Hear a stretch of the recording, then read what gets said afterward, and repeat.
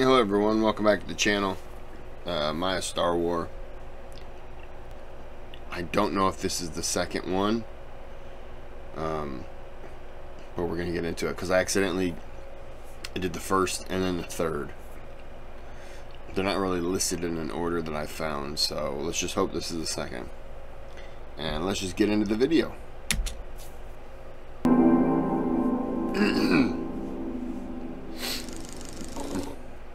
This video was sponsored by the Great Courses Plus. Go to thegreatcoursesplus.com today to start your free trial. The Maya civilization flourished in the 5th century AD, and the stone cities jutting out of the rainforest housed millions. During this incredible era, the kings, gleaming with jade and vibrant feathers, marching through the jungles with thousands of their obsidian-wielding warriors, are about to introduce total warfare to the Maya world. 2 Maya superstates, home to the temple of the Great Jaguar Paw, Tikal, and the massive snake kingdom, Calakmul, will collide and cycle between moments of triumph and disaster for not only themselves, but their entire world. Maya warfare worked differently than that of Eurasia. As there were no draft animals, Maya armies would have to carry all of their own equipment and food. Porters were used so soldiers wouldn't have to carry everything, but the longer the campaign, the more porters would be needed to carry food, and soon more porters would be needed simply to carry food for the other porters. Campaigning was limited to the dry season, as the rains would make it impossible for large groups to traverse the swamps and forests of the region. Therefore, Maya conquests and campaigns were short, and they usually never travelled more than 2 weeks' march. Only when rivers are nearby do we see far-flung warfare, as canoes could be used to transport food and equipment.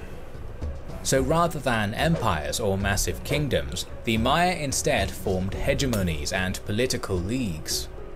Each state was technically independent, but a complex system of lords and overlords, dynastic marriages and intimidation allowed the stronger states to dominate the weaker ones. When the Maya states went to war, they were short, bloody and chaotic affairs. Wars were usually conducted by and for the Maya elites, and so they were expected to do most of the fighting. The king and his entourage of elites formed the core of Maya armies. The Maya military was entirely infantry-based. Armor wasn't worn for most of Maya history, but when it was worn, it was a thick cotton vest stuffed with rock salt. This Kevlar-like vest would have been extremely difficult to slice through.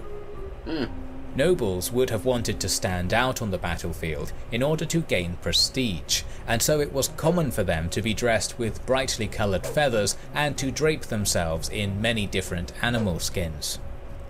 For their weapons, the Maya relied on short spears, usually tipped with chert or flint, but nobles would often have obsidian-tipped weapons, and these were especially fearsome. According to the Lacedon Maya, a chert point will usually kill, an obsidian point always kills. Along with these spears, swords like the Makuitil were used, along with either hide or wooden shields.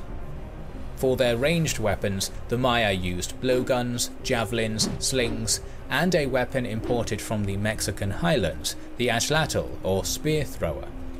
This powerful weapon can launch large spears at speeds up to 150 kilometers an hour that knock a man off his feet before killing him. Wow. If the Popol Vuh of the Kiiki Maya is to be believed, the Maya had developed a type of early hand grenade. They hollowed out a gourd and filled it with wasps and bees. This was then tossed into a crowd of attackers, and the furious insects would quickly cause mayhem. Most Maya They're throwing goddamn bee bombs. Books were burned, so we have no military manuals or records, and therefore the exact tactics and strategies they used are lost. But it seems Maya warfare was based on warriors dueling one-on-one, with the capture of high-value targets such as kings being the primary goal. As the intensity and frequency of warfare increased, defences were quickly erected around the cities. Walls and defensive ditches and moats became common towards the end of the Classic period. Mayapan, for example, was surrounded by 9-kilometer-long walls of stone up to 2.5 meters high, topped with palisades. Cities like Ogoateca and Tikal would use walls in combination with natural barriers such as swamps and cliff sides. A favourite defensive strategy of the Maya was to surround their cities with concentric walls. One inner wall that was much larger and easier to defend, and a smaller outer wall.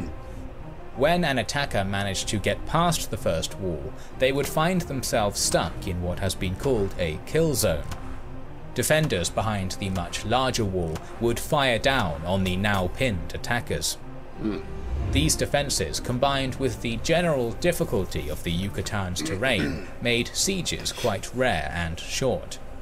However, we do have evidence of Maya sieges taking place, and in murals from Chichen Itza we can see what some Maya sieges looked like, this one specifically involving siege towers against a fortified hill. During their Classic period, the Maya began to chronicle their own history by carving the deeds of kings and generals upon thousands of giant steles that still dot the Yucatan. On some of these steles we hear of a foreign intrusion into the Maya world. The intruder was Teotihuacan, a sprawling metropolis located in the Mexican highlands, at this time the most populated city in the Americas with up to 125,000 residents. Under the command of Siyocac, or Fire is Born, Teotihuacano soldiers marched over 1,000 kilometers towards Maya territory.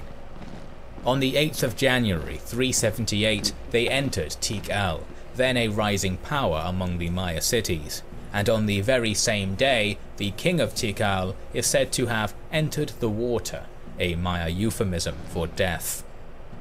A complete political... So he went, what was it? So he's sleeping with the fishes, see? takeover of Tikal was instituted, and the ruler of Teotihuacan, Spear Thrower Owl, had his own son put on the throne of Tikal. This Dude, I'm loving these names. Mixed Teotihuacan Maya dynasty brought the already rising city-state to new heights. Soon cities like Biyukal, Rio Azul, Uazactun, and Motol de San all fell under Tikal hegemony. It dominated not only the trade routes of the Maya lowlands, but also the lucrative Caribbean sea trade. According to Michael Coe, until the arrival of Fire is Born, the Maya remained politically fragmented, each city-state charting its own path. After 378, Maya culture blossomed, alliances were formed between city-states, and great advances in science and technology took place. But Tikal's dominance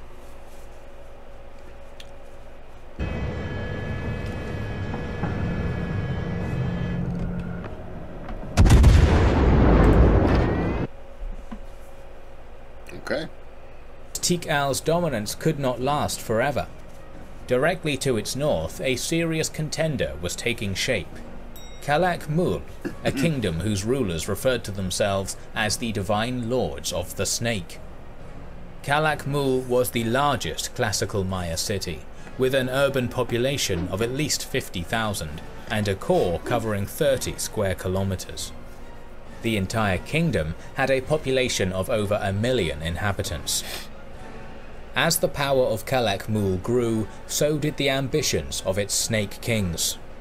By installing dynasties in other cities, arranging well-placed marriages, and through ingenious diplomacy, a net of Calakmul-aligned cities wrapped around Tikal. These two superpowers soon began to try and smother each other, but avoided direct conflict. They fought through a series of proxy wars instead, in a Maya-style Cold War. But an opportunity to directly strike at Tikal arose in 553 AD. The king of Tikal, Wakkan Kawil, had placed his preferred candidate on the throne of the city of Calakmul. 3 years later, relations between them collapsed completely, and Calakmul joined Calakmul's league. The balance of power had tipped in Calakmul's favour. This is a Star War glyph. These Star Wars were usually decisive attacks that were coordinated to occur while Venus, the heavenly body the Maya associated with war, was passing overhead. In 562, a Calakmul Star War assault ended with Tikal being overrun, and its leader, Wakkan Kawil, found himself upon a sacrificial stone at Calakmul. A dark age was started, and for 130 years we hear nothing from Tikal. While Calakmul enjoyed its total control over the region, a split seems to have formed within the Tikal dynasty. Bala Khan Kawil, the son of the king of Tikal, seems to have been sent to establish a new dynasty and rule the city of Don Pilas in 629 AD. Both cities still claimed the same royal title and used the same ancient Maya name. Shortly after this, Tikal begins to step back out of the shadows. The brother of Balan Khan Kawil, Nun Yuhol Cha'ak, ascended to the Tikal throne. An energetic and strong leader, he seems to have reinvigorated the declining city. A powerful figure, Uknum the Great, had been ruling in Calakmul for over a decade, and he was determined not to allow his rival any chance of recovery. Uknum attacked Don Pilas in 650, and seems to have convinced its king, Bala Khan Kawil, to join the Calakmul League. This turn of events must have horrified Nun Cha'ak in Tikal. Calakmul was supposed to be the sworn enemy of them both, and yet now his brother was on Calakmul's side. Uknum pressed his advantage. In another Star War attack, he attacked Tikal, storming over the walls and sacking the only recently recovered city as Venus gleamed in the sky above. His kingdom was once again shattered, and Nun Yuhol Cha'ak was forced to accept Uknum as his overlord. It would take 15 years of waiting in order for Nun to feel like Tikal had the strength to reclaim its independence. He wanted to strike quickly and decisively, and his first target was his brother. In 672, he attacked and captured Don Pilas and sent his brother running. For 5 years he chased him across the Yucatan, and just as he was finally within his grasp, Nun was unexpectedly met in battle by Uknum in 677 and was defeated. Bala was restored to his throne at Don Pilas once again. Nun did not lick his wounds for long.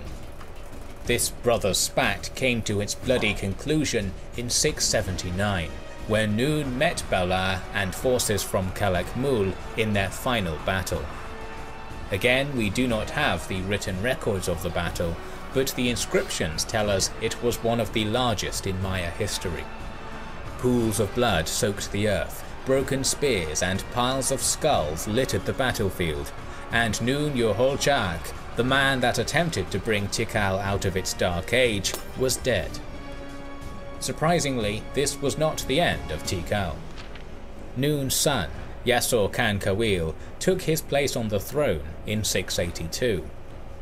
He seems to have bided his time, built up relations with his subjects and allies, and also reasserted Tikal's Teotihuacan heritage. Uknum would die in 686, and Bala would follow in 692. Yasur used this transition phase to the advantage of Tikal. In the Maya's own words, he brought down the flint axe and shield on Calakmul's new king. In a battle timed to occur exactly on the 256th anniversary of the death of spear thrower Owl, the forces of Yasur defeated Calakmul in battle and captured a sacred effigy of one of their gods. This was not only a military defeat, but a painful spiritual one. A month later, a triumph was held for Yasur in Tikal, and he entered the city to a cacophony of chanting and adulations, with a trail of captives and plunder pouring in behind him. To cement his victory, he had the captured Calakmul king sacrificed. The second Tikal-Calakmul war ended with Tikal's prestige restored and Calakmul starting to decline. However, Tikal would not bask in the glory of this victory for long. The collapse of the Calakmul hegemony, along with the decades of constant warfare, had caused an irreversible shift in the Maya world. It is about to enter a spiral that will rip people away from their cities and cast a shadow across their history. When we create these videos, we often use the... That was pretty good. Tikal Calakmul. Wow. Calakmul really had a good idea to, you know, to build up all the places, and it's almost like a siege in terms of how he went about forming alliances and all of that. Well, I shouldn't say he, because Calakmul was a city. But yeah, it was pretty good. I am tired, so I'm gonna end this here. Like and subscribe, and have a good day, have a good night.